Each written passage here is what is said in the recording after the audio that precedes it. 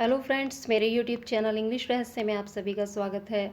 और आज हम पढ़ेंगे सेंट्रल आइडिया, हमारी poem from the passing of Arthur. From the passing of Arthur जिसे कंपोज किया है अल्फ्रेड लॉर्ड टेनिसन ने। तो सबसे पहले हम इंट्रोडक्शन करेंगे हमारे पोइट अल्फ्रेड लॉर्ड टेनिसन का। तो चलिए शुरू करते हैं। मैं आपको यहाँ बता दूँ कि हमारी जो सेंट्रल आइडिया हम कर रहे हैं उसको हम 4 पॉइंट्स में तैयार करते हैं। तो सबसे पहला जो पॉइंट हमारा होता है वो अबाउट द पोइट है। तो उसमें हमें पोइट के बारे में जो बेसिक चीज़ें हैं वो बतानी होती हैं। तो यहाँ शुरू देखते हैं। Alfred Lord Tennyson was born at Somersby in Lincolnshire in 1809। Alfred Lord Tennyson का जन्म 1809 में लिंकनशायर के सोमर्सबाय नामक स्थान पर हुआ था। He was the most representative poet of Victorian age.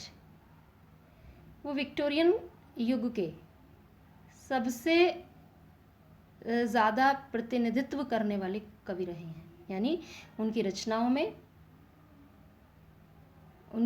में यानी उनकी कंपोजिशंस और उनकी राइटिंग्स में विक्टोरियन एज की जो सामाजिक, आर्थिक और राजनीतिक परिस्थितियां रही हैं उनका सबसे ज़्यादा चित्रण या वर्णन मिलता है। इसलिए उनको द मोस्ट रिप्रेजेंटेटिव पोइट कहा जाता है विक्टोरियन एज का। He was made poet laureate of England in 1853 और 1853 में वह इंग्लैंड के पोइट लॉरिएट भी बने। मतलब एक तरह से नेशनल पोइट जैसा, यानी राजकीय कवि। जो विशेष या स्पेशल इवेंट्स होती हैं उन पर लिखने वाले कवि, मतलब उनको अपॉइंट किया जाता है, गवर्नमेंट उनको अपॉइंट करती है। He composed very famous poems as break break, tears, Ulysses, the lotus eaters. ये उनकी पोएम्स रही हैं जो काफ़ी प्रसिद्ध रही हैं और इनसे अतिरिक्त भी कुछ हैं etcetera. He contributed much to English literature as a literary man. और एक साहित्यिक पुरुष के रूप में उन्होंने इंग्लिश लिटरेचर को बहुत कुछ दिया। यानी उनका इंग्लिश लिटरेचर को समृद्ध बनाने में अच्छा योगदान रहा। ही डाइड इन 1892 और 1892 में उन्होंने अपनी अंतिम सांस ली, अर्थात वे इस संसार को छोड़ करके चले गए। अब हम आते हैं हमारे दूसरे पॉइंट अबाउट द पोएम पर। तो इसे पढ़ने से पहले मैं आप लोगों को एक सजेशन देना चाहूँगी। कुछ बिगनर्स भी होंगे आज जो जुड़ रहे होंगे, और बाकी हमारे लर्नर्स और मेरे अपने कुछ स्टूडेंट्स, उनको मेरा सजेशन है कि जिन्होंने अब तक इस पोएम का ट्रांसलेशन और एक्सप्लेनेशन नहीं पढ़ा है तो वो डिस्क्रिप्शन बॉक्स में लिंक दिया हुआ है, उसे ओपन करके वो पोएम का ट्रांसलेशन और एक्सप्लेनेशन पढ़ सकते हैं। तो सेंट्रल आइडिया पढ़ने में ज़्यादा आसानी होगी। तो चलिए शुरू करते हैं about the poem. The central idea of the poem from the passing of Arthur is that. From the passing of Arthur poem का सेंट्रल आइडिया कुछ इस प्रकार है। That king Arthur the founder of round table. Round table के संस्थापक king Arthur was wounded badly, बुरी तरह से जख्मी हो गए थे, घायल हो गए थे इन अ सिविल वॉर, एक गृह युद्ध में। जैसा कि हमने पोएम पढ़ते वक्त भी बात की थी कि उनका जो नेफ्यू, उनके जो बहन का बेटा था मॉर्ड्रेड, तो वो उसने विद्रोह उनके खिलाफ किया था और युद्ध छिड़ा गया था। तो उसी युद्ध में किंग आर्थर घायल हुए थे और वहाँ से उन्होंने अपने राज्य को छोड़ के जाने का निश्चय कर लिया था। तो वही सिविल वॉर थी। ही हैज़ लॉस्ट एवरीथिंग, उन्होंने अपना सब कुछ खो दिया है। आज ऐसी स्थिति है कि उनका कुछ भी नहीं बचा है। एट दिस लॉस, इस हानि पर, हिज फेवरेट नाइट, उनके सबसे प्रिय शूरवीर जिनका नाम सर बेडीवर है, इज़ वेरी सैड, वो बहुत दुखी हैं। देखिए, सर जो है तब दिया जाता है किसी के नाम के आगे जब वो किसी अपने एक लाइफ में किसी स्टेज पर पहुंच जाते हैं, यानी एक सम्मानजनक स्टेज को वो पा लेते हैं।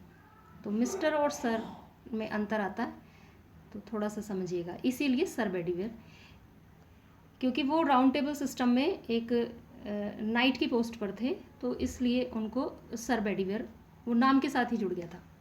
ही asked his king where he should go now, वो अपने राजा से अब पूछ रहे हैं, जब सब कुछ ख़त्म हो गया, राउंड टेबल सिस्टम चला गया, नाइटहुड इंस्टीट्यूशन चला गया, किंगडम चला गया, प्रजा भी चली गई, सब कुछ ख़त्म हो गया। और इतना बड़ा समय उन्होंने एक साथ गुजारा, तो अब वो पूछ रहे हैं राजा से he asked his king where he should go now, अब वो कहाँ जाए, जब सब कुछ ही चला गया तो वो कहाँ जाए। द वुंडेड किंग, घायल राजा, lying in a small boat, जो कि एक छोटी सी नौका में लेटे हुए हैं, सराउंडेड विद हिज 3 क्वींस, और अपनी 3 रानियों, उनकी जो 3 रानियां हैं उनके चारों तरफ हैं, उनसे घिरे हुए हैं। रिप्लाइज, वो उत्तर देते हैं सर बेडीवर को। क्या उत्तर देते हैं? ही सेज, वो कहते हैं that change is the law of nature, कि परिवर्तन प्रकृति का नियम है। सभी जानते हैं all old systems change to give place to new ones, और समस्त पुरानी प्रणालियाँ नई प्रणालियों को, नई व्यवस्था को, नए सिद्धांतों को जगह देने के लिए बदलती हैं। यानी चाहे प्रणालियाँ हैं, कस्टम हैं, रीति रिवाज हैं, जितने भी पुराने हैं सब बदलते हैं ताकि उनकी जगह नए स्थान ले सकें। God is also the supporter of this law, और ईश्वर भी इस नियम को सपोर्ट करता है, यानी वो भी इस नियम के अधीन होकर के काम करता है। यानी एक तरह से देखें तो देव भी प्रकृति के अधीन हैं। A good custom can spoil the world if it runs for a long time, एक अच्छा कस्टम स्पॉइल कर सकता है, नष्ट कर सकता है द वर्ल्ड, संसार को, if it runs for a long time, यदि यह एक लंबे समय तक चलता है। यानी कितना भी अच्छा कोई सिस्टम या कस्टम नहीं हो, कितना भी अच्छा क्यों नहीं हो, यदि वह लंबे समय तक चलता है तो हो सकता है वो एक समाज को दूषित कर दे। व्हाट इज़ गुड टुडे, जो आज अच्छा है, विल बी गुड टुमारो, कल भी अच्छा होगा, इज़ नॉट सर्टेन, ये बात निश्चित नहीं है। हम देख भी रहे हैं कि वो चीज़ें जो कभी बहुत ज़माने पहले अच्छी हुआ करती थी, आज वो अच्छी नहीं है। कभी पर्दा प्रथा हो सकता है उस समय पर अच्छी रही होगी, लेकिन अगर आज हम बात करें तो शायद उस तरह से वो उसका रिजल्ट नहीं आएगा। He should not expect anything from a dying man, उन्हें एक मरने वाले व्यक्ति से यानी राजा से अब कोई उम्मीद नहीं करनी चाहिए।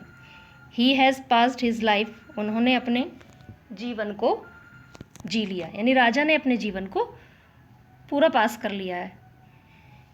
ऑल हिज एक्शंस, उनके समस्त एक्शंस, गुड और बैड, चाहे वो अच्छे रहें या बुरे, विल बी प्योरीफाइड, वो सब शुद्ध कर दिए जाएंगे बाय ग्रेट गॉड, महान ईश्वर के द्वारा। यानी ईश्वर इतना महान और इतना दयालु है कि वो राजा के द्वारा किए गए समस्त अच्छे बुरे कार्य को सबको प्योर बना देंगे, सबको शुद्ध कर देंगे। यहाँ देखिए कि किंग आर्थर की कितनी आस्था ईश्वर में है। He would not find him alive in the world, so he should pray for the peace of his soul. हो सकता है कि अब वो संसार में कभी उन्हें जीवित ना मिले, यानी सर बेडीवेयर को किंग आर्थर फिर कभी जीवित ना मिले, so he should pray for the peace of his soul, तो उन्हें उनकी शांति के लिए, आत्मा की शांति के लिए प्रार्थना करनी चाहिए। क्यों करनी चाहिए? क्योंकि प्रेयर मेक्स इम्पॉसिबल पॉसिबल, क्योंकि प्रेयर इतनी शक्तिमान होती है कि वह असंभव चीज़ों को भी संभव बना देती है। Knowing God, if the people do not pray for themselves and for their friends, ईश्वर को जानने के बाद भी यदि लोग खुद के लिए और अपने मित्रों के लिए प्रार्थना नहीं करते हैं, they are not better than animals, तो उनकी स्थिति पशुओं से ज़्यादा बेहतर नहीं है। बिकॉज क्योंकि दे पास अ डार्क लाइफ, वो एक अंधकार से युक्त जीवन, अज्ञानता से युक्त जीवन जीते हैं। हैविंग अ कॉमन सेंस, एक कॉमन सेंस को रखते हुए भी, एक विवेक को रखते हुए, प्रूडेंस को भी रखते हुए भी, यानी विवेक होता है उनके पास, अच्छा बुरा सोचने की, समझने की शक्ति होती है, उसके बावजूद भी वो अज्ञानता का जीवन जीते हैं। अगर हम एनिमल्स को देखें, they don't have any power to think और रीज़न, उनके पास तर्क की शक्ति नहीं है, रीज़न नहीं कर सकते हैं, वो सोच नहीं सकते हैं, विचार नहीं सकते हैं, अच्छे बुरे का उन्हें विवेक नहीं है। तो अगर हम देखें, मनुष्य वो प्रेयर नहीं कर सकते, एनिमल्स प्रेयर नहीं कर सकते, और इसी तरह से अगर मनुष्य भी प्रेयर नहीं करता है जबकि उसके पास तो विवेक है, तो वो उन भेड़ बकरियों से या पशुओं से ज़्यादा बेहतर नहीं है।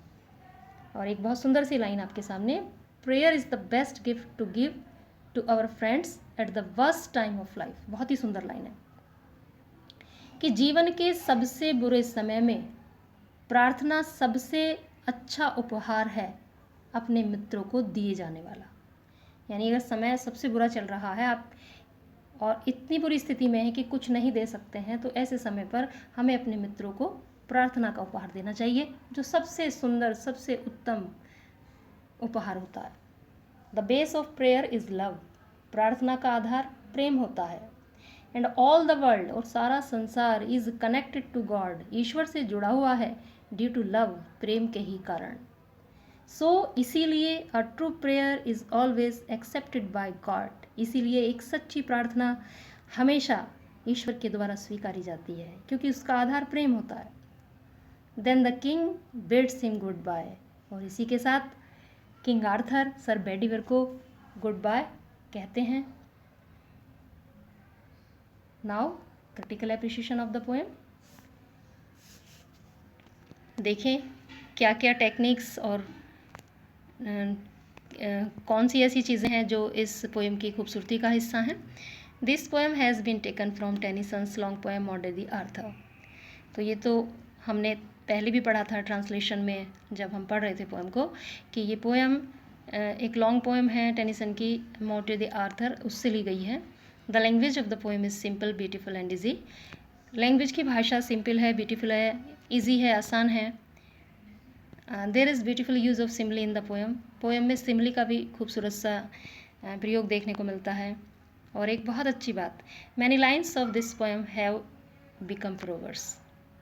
इस पोएम की कई सारी लाइन्स ऐसी हैं जो अपने आप में कहावतें बन गई हैं। इस पोएम की कई सारी लाइन्स ऐसी हैं जो अपने आप में कहावतें बन गई हैं। Now message of the poem. चलिए अब पोएम का मैसेज देख लेते हैं, जान लेते हैं कि हमने इस पोएम से क्या सीखा। तो पहली बात, present time is the best time, कि वर्तमान समय ही सबसे अच्छा समय होता है। दूसरी बात, a tree begins its journey as a seed, then grows, changes and ends into dust. एक पेड़ अपनी यात्रा को शुरू करता है एक बीज के रूप में, उसके बाद वो विकसित होता है, परिवर्तित होता चला जाता है, और उसका अंत होता है धूल में मिलकर। कहने का मतलब है कि जीवन यात्रा में प्रतिपल परिवर्तन देखने को मिलता है। और क्या सीखते हैं हम इस पोएम से? True prayer can bring the heaven on the earth, कि एक सच्ची प्रार्थना स्वर्ग को पृथ्वी पर ला सकती है, मतलब आसमान को झुका सकती है। खुदा भी मजबूर हो जाएगा एक सच्ची प्रेयर के फुलफिलमेंट के लिए, उसे पूर्ण करने के लिए, वो भी विवश हो जाएगा। यदि अंतःकरण से प्रेयर की गई है, यदि प्रार्थना में सच्चाई है, श्रद्धा है, तो पूरी कायनात लग जाती है उसको पूरा करने में। तो बहुत ही सुंदर पोएम, बहुत सुंदर पोएम का मैसेज, और मैं उम्मीद करूँगी कि ये सेंट्रल आइडिया आपको बहुत अच्छे से समझ में आया होगा। तो प्लीज़ बताइएगा ज़रूर। And thanks for watching. Like, subscribe and share my channel, and don't forget to press the bell icon for the notifications of our new videos.